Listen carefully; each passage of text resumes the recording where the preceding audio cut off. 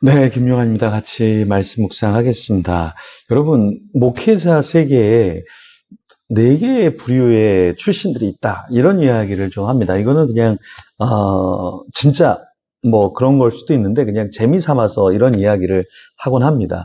양가 부모님 모두가 목사 혹은 장로님이면 성골이다. 양가 한쪽에만 목사 혹은 장로 부모님이 계시면 진골이다. 양가 한쪽이라도 권사 혹은 집사 부모님이 계시면 평민이다. 양가 모두 집사님도 아니고 신앙생활 안 하면 천민 계급이다. 뭐 이런 이야기를 합니다. 네. 그러니까 보통 목회자들 중에서 천민 혹은 평민 이런 출신들이 있어요. 그런데 신학교에 딱 가보면 부모님이 목사님, 장로님인 그런 자녀들은 다르더라고요. 저는 신학교에 갈 때 신학교에 가겠습니다. 그러니까 집을 나가라고 하고 다시는 얼굴을 안 보겠다. 뭐 호적에서 파버리겠다. 뭐 이런 분위기였는데 다른 친구들, 특히 이제 목회자 가정에서 자란 친구들, 장로님 가정에서 자란 친구들은 악기도 할 줄 알고 또 유학도 보내주겠다, 뭘 도와주겠다 이런 부모님들이 있더라고요. 그래서 제가 깜짝 놀랐습니다. 그래서 뭐 성골, 진골, 평민, 뭐 천민 이런 계급이 있다. 우리가 목회자들이 이야기할 때 이런 이야기를 합니다. 사실 근데 출신이 뭐가 중요하겠습니까? 칸트는 인간의 존엄성을 이야기하면서 인간의 가치를 외적 조건, 출신이나 계급, 재산 능력으로 찾지 않아야 된다. 이렇게 이야기를 했고요. 롤즈라고 하는 철학자는 무지의 베일이라 그래서 정의로운 사회를 위해서는 출발에 어떤 출신이나 계급 능력, 가정 환경을 고려하지 않고 무지의 베일이라 그래서 다 감추고 시작해야 된다. 이런 이야기도 했습니다. 아렌트라는 철학자는 탄생의 평등성이라는 이야기를 했어요. 그러니까 태어날 때부터 모든 사람이 평등해야지 이런 이야기를 했습니다. 근데 오늘 본문에 보면 신앙 안에서 이 히브리서 기자는 어떠한 출신이 중요한 것이 아니라 아론의 제사장의 반차 이런 게 중요한 게 아니라 예수 그리스도는 그런 족보나 그런 계급에서 오시지 않고 멜기세덱의 반차, 멜기세덱의 반차를 쫓아서 나오셨다. 이런 이야기를 하셔요. 그래서 이런 이야기를 합니다. 그래서 본문에 보면은 우리가 어떤 출신이나 어떤 자산 이런 거에서 안정감을 누리는 것이 아니라 예수 그리스도가 멜기세덱의 반차에서 온 것처럼 우리도 주님께로 나와서 살면 된다라는 메시지를 우리에게 주고 있죠. 1절에서 3절 말씀입니다. 대제사장마다 사람 가운데서 택한 자임으로 하나님께 속한 일에 사람을 위하여 예물과 속죄하는 제사를 드리게 하나니 그가 무식하고 미혹된 자를 능히 용납할 수 있는 것은 자기도 연약에 휩싸여 있습니다. 그러므로 백성을 위하여 속죄제를 드림과 같이 또한 자신을 위하여도 드리는 것이 마땅하니라. 자, 여기 대제사장은 어떤 역할을 감당했죠? 사람들 가운데서 택함을 받았어요. 하나님께 속한 일에 사람을 대신해서 예물과 속죄 제사를 드렸습니다. 대제사장이 무식하고 미혹된 자를 용납할 수 있었던 것은 자신 또한 연약함에 휩싸여 있기 때문에 그랬다라는 것이죠. 그래서 우리 주님도 우리의 대제사장인데 주님도 육신의 옷을 입으시고 인간이 어떠한 존재인지를 알고 우리를 품어 주셨다라는 것이죠. 그런데 이 예수님은 어떠한 반차를 따라서 오셨는가라고 할 때 주님은 아론의 어떠한 계급 그런 족보에서 나온 것이 아니라 6절에 보면 또한 이와 같이 다른 데서 말씀하시되 내가 영원히 멜기세덱의 반차를 따르는 제사장이라 하셨으니 이게 무슨 말입니까?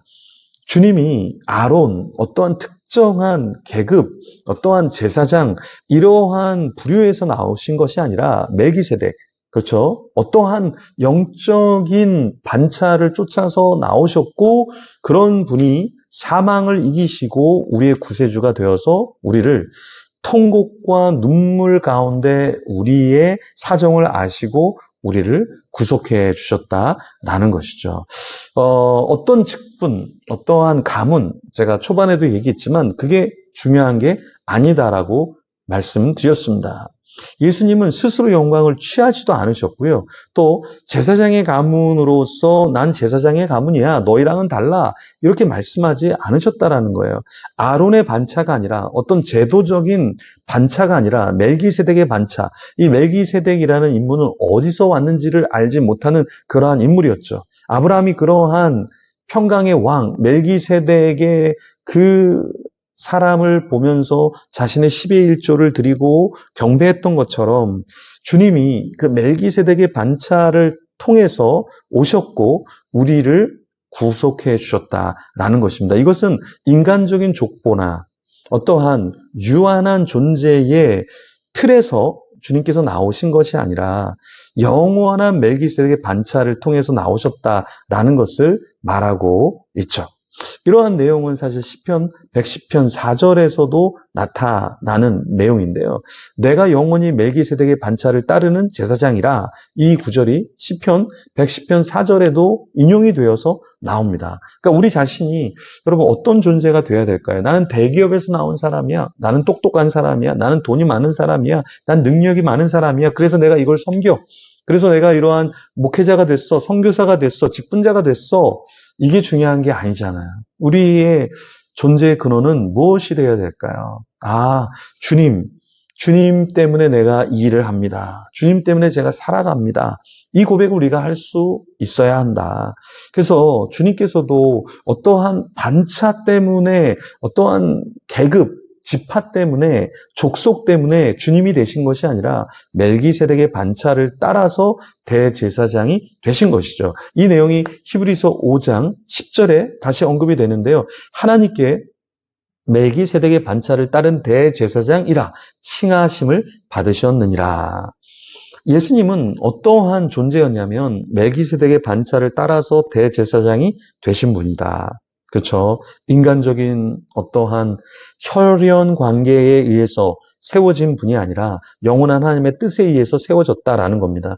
여러분은 누가 직분을 줬기 때문에, 누가 높이기 때문에 여러분이 되는 게 아니라 주님이 여러분을 보내셨기 때문에, 사명을 주셨기 때문에 잠깐 주님의 뜻을 실현하고 또 이행하도록 우리에게 직분을 주시고 섬길 수 있는 공동체를 주셨다라는 것을 잊어서는 안 되겠습니다. 그 사명을 끝까지 감당하는 여러분이 되기를, 제가 되기를 소망합니다. 같이 기도하며 나가겠습니다. 주님 감사합니다. 우리가 아론의 반차, 어떠한 성골, 진골, 대단한 어떤 귀족의 부류에서 우리가 나온 것이 아니라 주님에게서, 주님이 우리를 부르셨고 우리에게 사명을 주셨기 때문에 지금 있는 자리에서 섬깁니다. 지금 있는 자리에서 주님을 높입니다. 지금 있는 자리에서 사람들을 돌봅니다. 주님, 내 근원이 어디에서 왔는가를 알게 하여 주시고 대단한 대기업, 대단한 어떠한 학식이 있는 가문, 거기서 나온 것이 아니라 주님이 나를 낳아주시고 또 섬길 수 있는 기회를 주셨다는 것을 망각하지 않게 하여 주시옵소서. 오늘도 만나는 사람들에게 주님의 평안을 전하게 하여 주시옵소서. 주님을 드러내는 자 되게 하여 주시옵소서. 감사합니다. 예수님 이름으로 기도드립니다. 아멘. 우리 계속해서 기도하며 주님 앞에 나가겠습니다.